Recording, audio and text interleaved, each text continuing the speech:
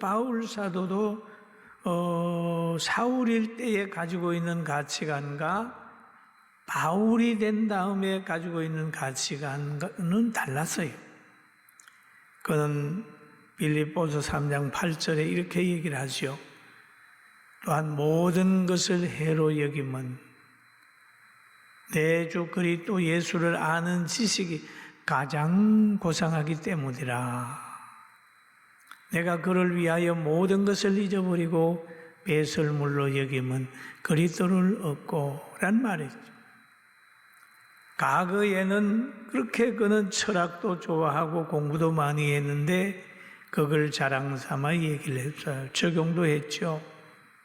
그래 예수님 만난 후에 과거에 알았던 모든 것을 배설물처럼 여겼다. 우리가 새로운 세계 진리를 깨닫게 되면은 대단히 많이 변합니다. 누가 변하라고 그래서 변하는 게 아니고 스스로 변하는 거예요. 스스로. 자기 스스로 포기할 것을 포기하고 또 그동안은 매력이 넘치고 정말 귀하게 여겼던 육체적인 정욕적으로 행하는 것들도 다 아무것도 아닌 것처럼 느껴져요. 그래서 모든 사람이 가기 싫은 순교자의 길도 스스로 가는 사람들이 있어요. 위험한 선교지를 가든지 많은 사람들에게 손가락질을 받아도 하나님의 말씀이니까 묵묵히 가든지 누가 가라고 그래야 가는 게 아니고 성령의 역사가 있으면 가게 되는 거예요. 바울도 그런 변화를 체험하게 되는 겁니다. 또 오늘 성경에 보니까 바울이 빛을 보고 엎드려졌는데 소리가 들렸어요. 사울아, 사울아, 내가 어찌하여 나를 박해하느냐. 여러분, 여기에서 보면 예수 믿는 자를 박해하는 것은 예수님을 박해하는 거예요. 교회를 박해하는 자는 예수님을 박해하고 예수님을 박해하는 사람은 하나님을 박해하는 거예요. 그러므로 인하여 늘 그는 망할 일을 하는 거예요. 가시채를 뒷발질하는 것 같이 한단 말이에요. 절대 교회는 박해하면 안 돼요. 우리 하나님의 뜻과 우리 뜻이 너무 멀어서 하나님 뜻을 우리가 인간적으로 보게 되면은 못마땅한 게 있을 수 있어요. 그러나 성경이 그렇다고 하면 아멘 하고 따르다가 보면 이 땅에서 나이가 많으면 해석이 이해가 되게 되고 그렇게 이해가 안 돼도 천국 가면 다 이해가 될 거니까 그냥 순종하고 가면 됩니다. 그러니까 바울이 누굽니까 물어볼 때 예수님이 그러잖아요. 주여 누구시니까 이르시되 그러니까 나는 내가 박해하는 예수라 그렇게 얘기를 하죠. 나는 너가 박해하는 예수라. 성경에 그런 말이 있어요. 누구든지 내 이름으로 이런 어린 아리 하나를 영접하면 곧 나를 영접함이요 또 누구든지 나를 영접하는 자는 나 보내신 이를 영접함이라. 너희 모든 사람 중에 가장 작은 그가 큰 자니라 크니라 그런 말을 하죠. 내가 보낸 사람을 영접하는 것은 나를 영접함이요 나를 영접하는 것은 하나님을 영접함이요. 그렇다면 예수님이 보낸 사람을 박해하는 것은 예수님을 박해하는 것이고 예수님을 박해하는 것은 하나님을 박해하는 것이기 때문에 정말 용서받을 수 없는 그런 무서운 죄를 지게 되는 겁니다. 주님의 이름으로 행하는 것은 대접하면 주님이 대접 받으시는 것이라 그렇게 성경도 얘기를 하지 않습니까? 사랑하는 성도 여러분, 복을 쌓을지언정 저주를 쌓지 않기를 주의 이름으로 축원합니다. 불의한 세력은 하루아침에도 이길 수 있다. 하나님의 역사하시면 모든 걸 이길 수 있다. 영적인 세계는 타협하는 것보다는 그냥 하나님의 말씀을 따라서 묵묵히 가면 되는 거예요. 묵묵히 가면 돼. 그리고 또 오늘 성경에 보니까 이런 말이 있어요. 너는 일어나 시내로 들어가라. 너가 행한 것을 내게 이룰 자가 있느니라 라고 얘기를 합니다. 예수님은 늘 사람을 통해 일하십니다. 직접 일하실 때도 있지만은 사람을 통해서 일하는 거예요. 바울 사도가 엎드러지게 하고 눈멀게 하고 하는 것은 주님이 직접 하셨지만은 회복시키는 것은 아나니아에게 맡겼어요. 아나니아에. 그래서 아나니아에게도 계시하기를 야 아나니아야 저 사울을 기도해 줘가지고 어떻게 해라 라고 얘기를 합니다. 그럴 때에 아나니아가 뭐라고 하나님 앞에 대답하냐 하면 9장 13절에 그럽니다. 아나니아가 대답하되 주여 이 사람에게 대하여 내가 여러 사람에게 들었은즉 그 말 이 사람은 뭡니까? 사울이라는 사람에 대해서 여러 사람에게 자기가 들어봤다는 거예요. 들었은즉 그가 예루살렘에서 주의 성도들에게 적지 않은 해를 끼쳤다 하더니 그 말이거든.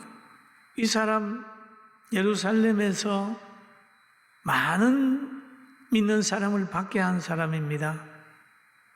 그런데 여기에 오는 것도 박해하러 오는데 그 사람을 에게 가서 기도합니까? 뭐 그런 얘기를 지금 하게 되는 거죠. 알기 쉽게 말하면 저 사람 박해자입니다. 성도들을 못 살게 한 사람입니다. 제사장이 보낸 사람입니다. 사상과 신앙적으로 우리가 전혀 맞지 않는 사람입니다. 그렇게 얘기하는 거죠.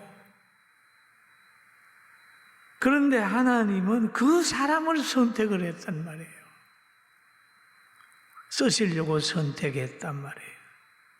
그러면 아나니아가 볼 때도 이해가 안 가고 다른 사람이 볼 때도 이해가 안 가지만 하나님은 그런 사람을 썼단 말이에요. 우리가 하나님이 사람을 선택하는 것을 보면은요, 때로는 이해 못할 때가 있을 수 있어요. 보니까 예수님이 그 당시에 랍비들이나 가문 좋은 사람을 선택하지 않고 저 갈릴리 바다에서 고기 잡는 어부들을 제자로 선택을 해서 한 것을 보고 다른 사람들은 그렇게 귀하게 여기지 않았어요. 그러나 하나님은 그들을 선택하게 했고 예수님은 선택했습니다. 우리 그것을 아는 우리들은 하나님이 쓰는 사람들을 평가하는 것보다는 왜 하나님이 저 사람을 선택했는지를 살펴보면서 묵묵히 하나님의 뜻을 따르는 지혜가 있기를 주님의 이름으로 축원합니다. 세속의 기준으로 평가받는 것을 두려워하지 말고 이제는 고난을 준비해 고난받을 준비를 하고 그 다음에 하나님이 나를 택하여 주신 것에 대한 감사를 하면서 나에게 정금 같은 믿음을 주시기 위하여 나에게 연단 기간을 주셨구나. 그렇게 봐야 됩니다.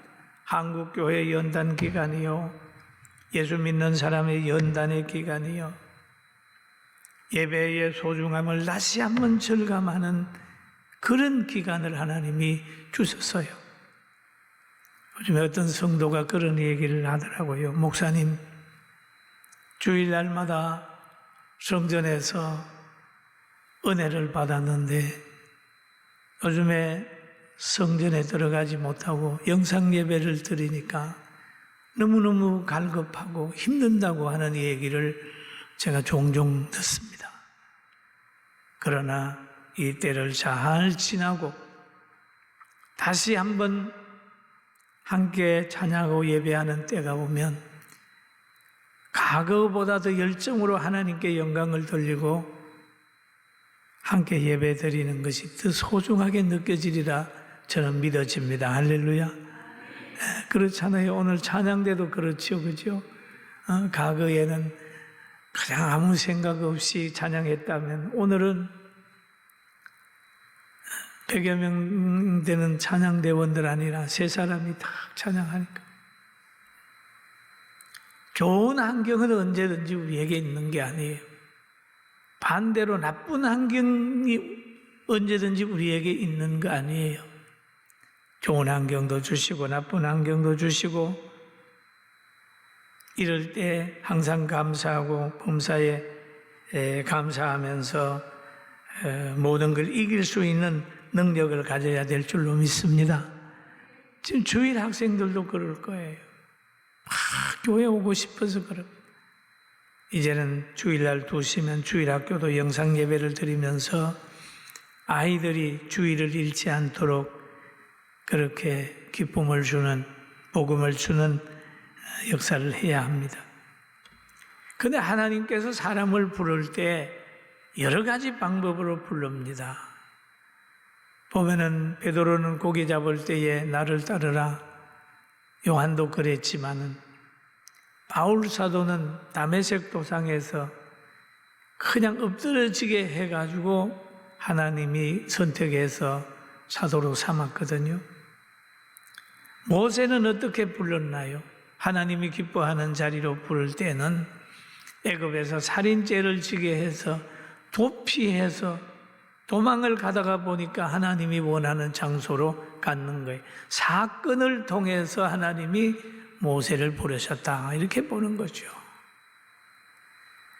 어떤 사람은 질병을 통해 부르시고 어떤 사람은 아내를, 남편을, 친구를 통해서 부르시기도 하고 부르십니다. 저는 가만히 보니까 하나님이 질병을 통해서 불렀어요. 그런 사람들 때 많이 있어요.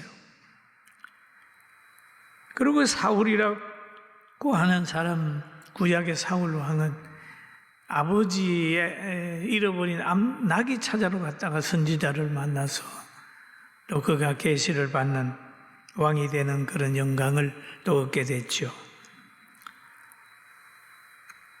그리고 여기에 보니까 사울이 오늘 본문에 나오는, 신약에 나오는 이 사울 청년이 바울이 되는 과정을 가만히 한번 봅니다.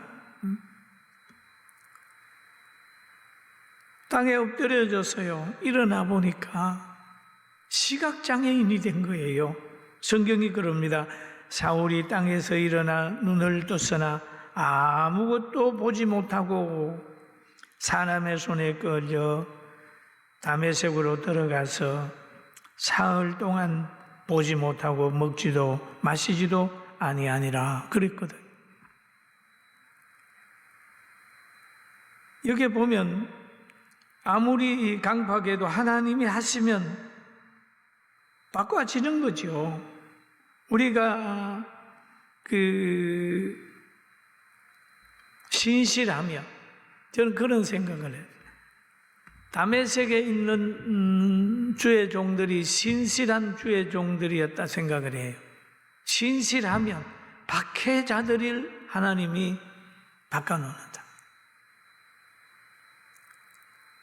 박해를 받을 사람에게는 박해자를 보내지만은 상 받을 사람에게는 상 줄 사람을 보내잖아요.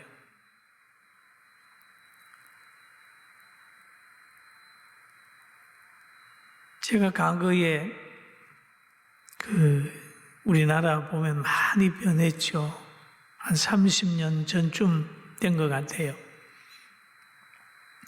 그때는 뭐 나라에 대한 이야기를 하면 막 박해를 할 때였어요. 유신 안 된다. 나라 잘못한다. 어떻게 사람을 그렇게 잡아 가두고 그러냐, 막 그런 때가 있었어요.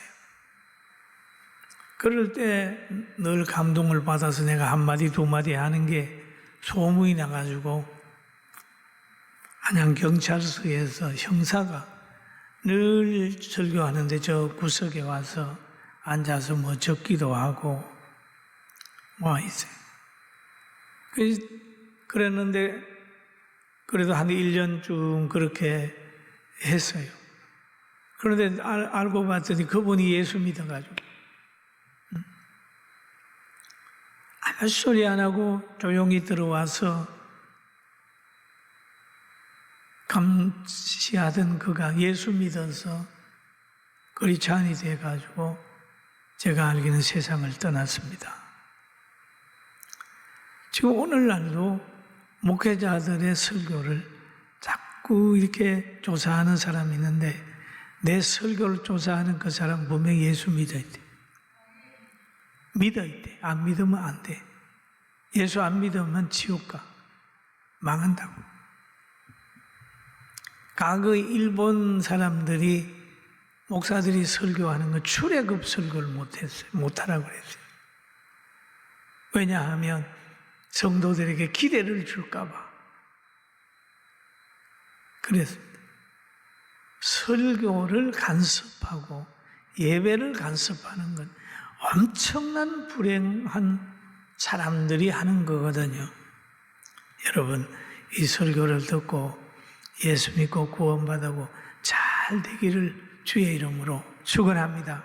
잘 돼야 되죠.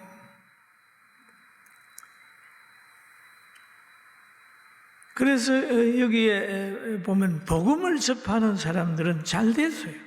바울이 엎드려져서 장님이 되어서 음식을 먹지도 못하고 보지도 못하는 상태가 있어요.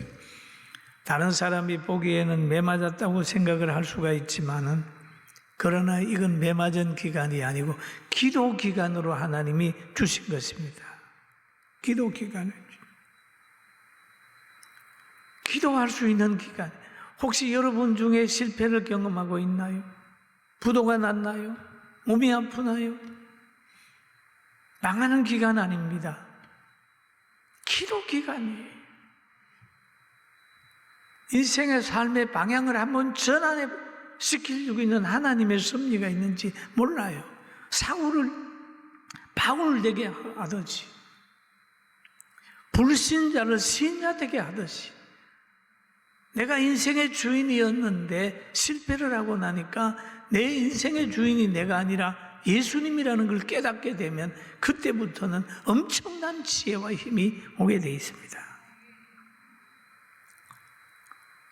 그리고 하나님이 주는 체험은 다 같지 않습니다. 같지 않습니다.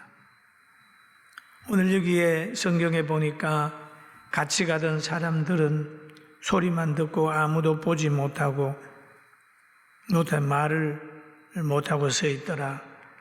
소리만 듣고 아무것도 보지 못했다. 그렇게 얘기를 하고 있습니다. 그러나 바울 사도는 빛을 보았단 말이에요. 사울아 어찌 나를 밖에 하느냐라고 하는 주님의 음성을 들었단 말이에요.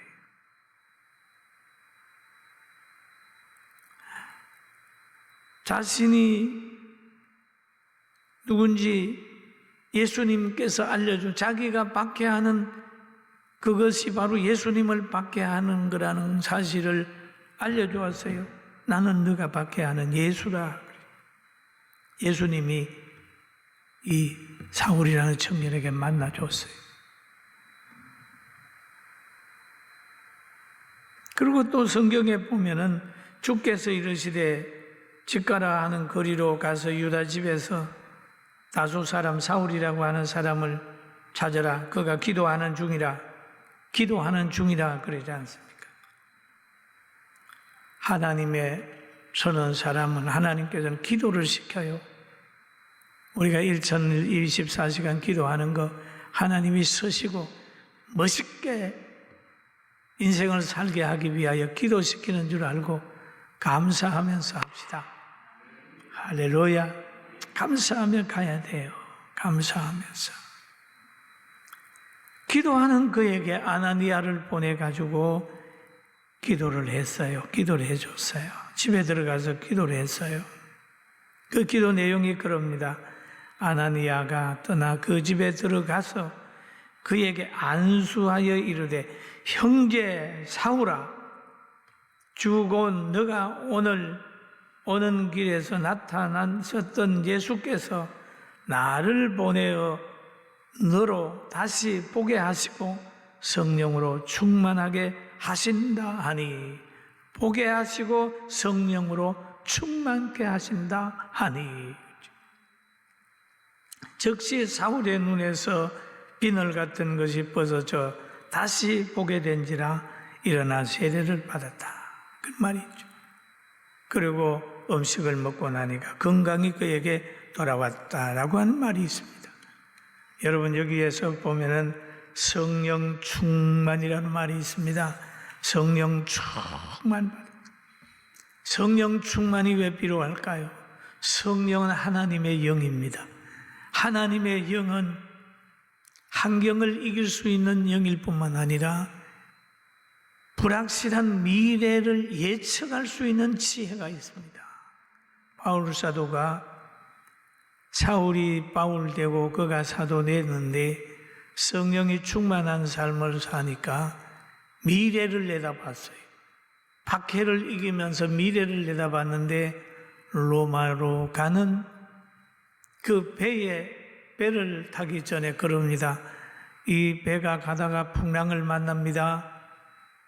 다음에 가면 좋겠습니다 했더니 선장과 선주가 바울의 말하는 것을 우습게 여기고 그대로 갔어요. 바울의 말을 안 듣고 갔다가 보면 풍랑을 만나가지고 죽을 고생을 하는 거예요. 죽을 고생을 해요. 지금 오늘날 교회가 하는 거 주의 종들이 하잖아요. 일하잖아요. 여러분 차별금지법 만들지 맙시다. 만들면 후손이 망합니다. 우리는 건국 이념을 가지고 자유민주주의를 해야 됩니다. 그리고 상금 분립하면서 서로 간에 견제하면서 나라를 민주주의 가야 됩니다. 그게 세계 속에서 잘 되는 것이고 사람을 행복하게 합니다. 그렇게 교회에서 얘기하잖아요. 그렇죠? 저도 많이 얘기를 했어요. 또 뭐 선거하기 전에 이분이 되면 나라 좀 어려울 것 같습니다 라고 얘기를 할 때도 아니에요 뭐 그렇게 했던 분들도 있을 수 있어요. 과거부터 그런 게 있어요. 그런데 앞을 내다보고 하는 사람의 말을 안 듣고 자기들의 뭐 작은 이익만 생각해서 했던 사람들은 보면은 후회하는 삶을 많이 살고 있는 것을 봅니다. 여러분 성령의 사람이 되시기를 주의 이름으로 축원합니다. 예배 잘 드려야 됩니다. 여러분 영상 예배도 드리고 가정에서도 예배가 회복이 되고 예배 회복 없는 신앙 회복은 없잖아요. 예배를 드리면 믿음으로 말씀을 들을 때에 믿음이 생기는 거예요. 믿음이 생겨요. 토굴에서도 예배 드리고 가정에서도 예배 드리고 개척교회에서도 예배 드리고 영상 예배도 드리고 드릴 수 있는 대로 하나님의 말씀을 들으면서 예배를 드릴 때에 믿음이 생겨나고 예수님을 체험하게 된다는 사실을 알고 오늘도 승리하는 우리 성도들 되기를 주님의 이름으로 축원합니다. 특별히 오늘 차량 안에서 예배, 가족이 드리는 예배 하나님이 받으셨을 겁니다. 집에서도 여러분 정말 성전을 생각하고 말씀을 듣는 여러분에게도 하나님의 은총이 있고 해외에서도 예배드리는 분들도 예수님의 사랑을 체험하는 한 날이 된 줄로 믿습니다. 할렐루야.